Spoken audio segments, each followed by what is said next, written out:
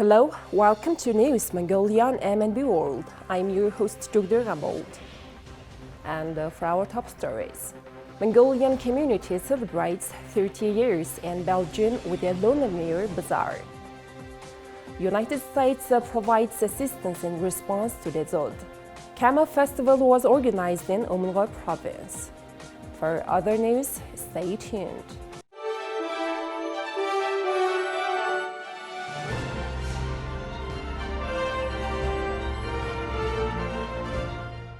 In a heartwarming celebration of cultural diversity, the Mongolian community in Belgium organized a Lunar New Year bazaar, organized for the sixth time. This year's event brought together Mongolians living in Belgium, Germany, the Netherlands, France, and even South Korea. The gathering showcased the rich variety of Mongolian traditions, creating a festive atmosphere that resonated with the spirit of the Lunar New Year. The bazaar featured an array of traditional Mongolian pastries, snacks, and clothing, and was a delightful experience for visitors.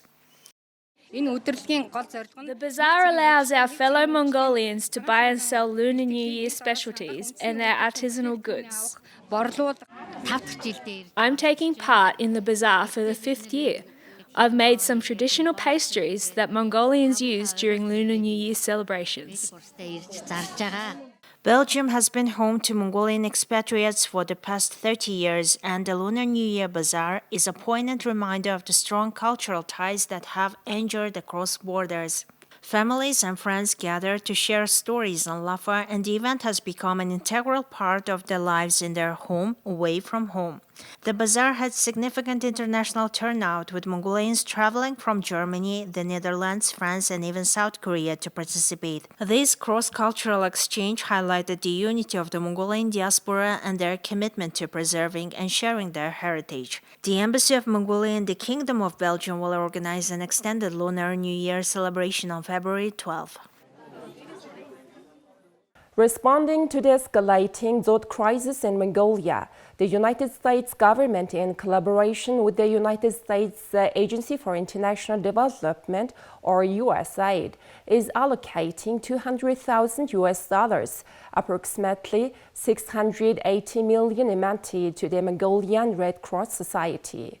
This financial assistance aims to provide critical support, including cash grants, fodder, and fuel, to vulnerable herder households grappling with severe winter conditions.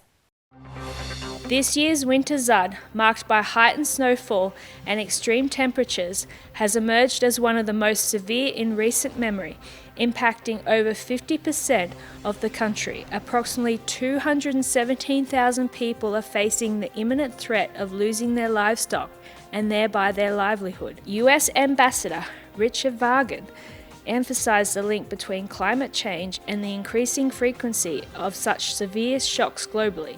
He affirmed the United States bolster resilience and explore sustainable, eco-friendly solutions to mitigate the challenges posed to Mongolia's economy and the livelihood of its citizens. Highlighting this year-round effort, US aid engages in initiatives to fortify Mongolia's resilience against Dzuds and other natural disasters. These include comprehensive training and support for Mongolia Red Cross Society, Incident Command System training in collaboration with National Emergency Management Agency, and capacity building programs for livestock disease surveillance. The US government, through USAID, has been a consistent supporter of disaster risk reduction programs in Mongolia, having contributed nearly $8 million since 2010. The Camel Festival took place in Umnugovi's Dzud, attracting participants from various provinces, including Umnugovi, Dongov, and Bayankhangor. The festival served as a vibrant showcase of Mongolia's rich cultural tapestry, bringing together camel herders from different regions to celebrate their traditional way of life. The 2023 census reported approximately 160,000 heads of camels, reflecting the significance of these animals in the local economy and heritage. The festival, held in Dzud, offered a platform for camel herders to compete in diverse categories, showcasing their expertise and fostering friendly competition. A notable feature of the 2024 Camel Festival was the inclusion of a bazaar that highlighted local specialties crafted from camel milk.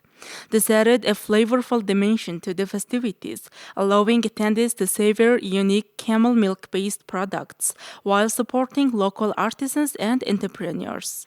The cross-provincial participation underscored the festival's role in fostering unity among different communities, making it a truly inclusive and representative celebration of Mongolia's cultural diversity and the enduring bond between its people and camels. Please take a look at currency exchange rates provided by the Mongol Bank.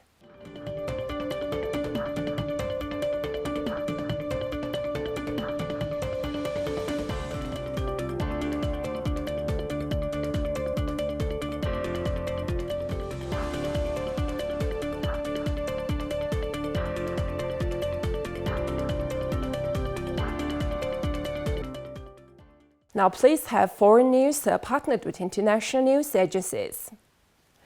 Israeli Prime Minister Benjamin Netanyahu said Sunday that Israel has destroyed most of Hamas battalions, but said Israel would also deal with the ones that remain in southern Gaza, including in the border town of Rafah, where many Palestinians have fled. In Tel Aviv, Netanyahu told a meeting of his cabinet that the military took out 17 of Hamas' 24 battalions. To date, we brought down 17 out of 24 battalions. Most of the remaining battalions are in the south of the Strip, in Rafah, and we will also deal with them. Second, clearing efforts are necessary after the battalions are brought down, as our forces are doing determinedly in very aggressive raids in the north of the Strip and its center. Third, the underground must be neutralized, as our forces are doing systematically in Han Yunis and are doing in all parts of the Strip, and it requires more time. The United Nations has warned that Rafah is a pressure cooker of despair as thousands of people flee into the city from Khan Yunis and other parts of southern Gaza as the Israel-Hamas war grinds on. Netanyahu also said he was working to bring the remaining captives taken into Gaza on October 7th home, but that he wouldn't agree to a deal at any cost. Israel says it is determined to crush Hamas and prevent it from returning to power in Gaza, an enclave it has ruled since 2007, in response to its attack on Israel that killed some 1,200 people, triggering the war. Hamas still holds dozens of the roughly 250 hostages taken in the attack after more than 100 were released during a one-week truce in November. Those releases were in exchange for 240 Palestinian prisoners. The war in Hamas-run Gaza has leveled vast swaths of the tiny besieged enclave, displaced 85% of its population, and pushed a quarter of residents to starvation. The health ministry in Gaza said Saturday that 107 people were killed over the past 24 hours, bringing the wartime total to 27,000. More than 66,000 people have been wounded. Heavy snowfall sweeping central and eastern China has disrupted transport in Anhui and Hubei provinces amid the ongoing Spring Festival travel rush. Since Wednesday, snowfall has occurred in multiple cities across Anhui province and affected several sections of highways in the province, state broadcaster CCTV reported on Sunday.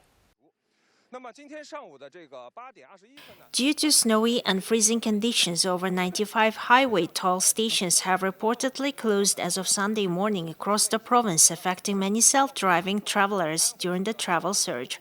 The local meteorological department forecasted the snow will continue through Monday morning, with accumulated snowfall expected to reach up to 20 centimeters.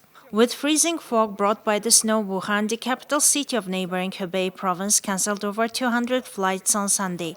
Operation of 115 trains have been suspended in the city of Yichang, CCTV reported. China Meteorological Administration on Saturday issued an orange blizzard alert for central and eastern China, with Henan, Hubei, Anhui, Jiangsu, and Guizhou provinces, as well as Chongqing, expected to be affected. Orange is the second highest level in the 4-tier blizzard warning system in China. Parisians were voting on Sunday whether to muscle SUVs off the French capital's streets by making them much more expensive to park. This is the latest leg in a drive by Socialist Mayor Anne Hidalgo to make the host city for this year's Olympic Games greener and friendlier for pedestrians and cyclists. Hidalgo is looking for voters' backing for a proposal to triple parking fees for SUV drivers from out of town. The mayor's office wants to increase the price of parking passes for cars weighing more than 1.6 tons that do not possess a special license from local authorities. The cost for non-residents to park SUVs in Paris central districts in the arrondissements number 1 through 11 would soar to 18 euros, equal to $19.5 per hour for the first 2 hours compared to 6 euros per hour for smaller cars. After that, parking would become increasingly punitive. A 6-hour stay with SUV enough, say to take in a show and restaurant, would cost a whopping 225 euros compared to 75 euros for smaller vehicles. Away from the heart of the city in Paris outer arrondissement numbered 12 through 20, an out-of-town SUV driver would pay 12 euros per hour for the first 2 hours, progressively rising to 150 euros for 6 hours.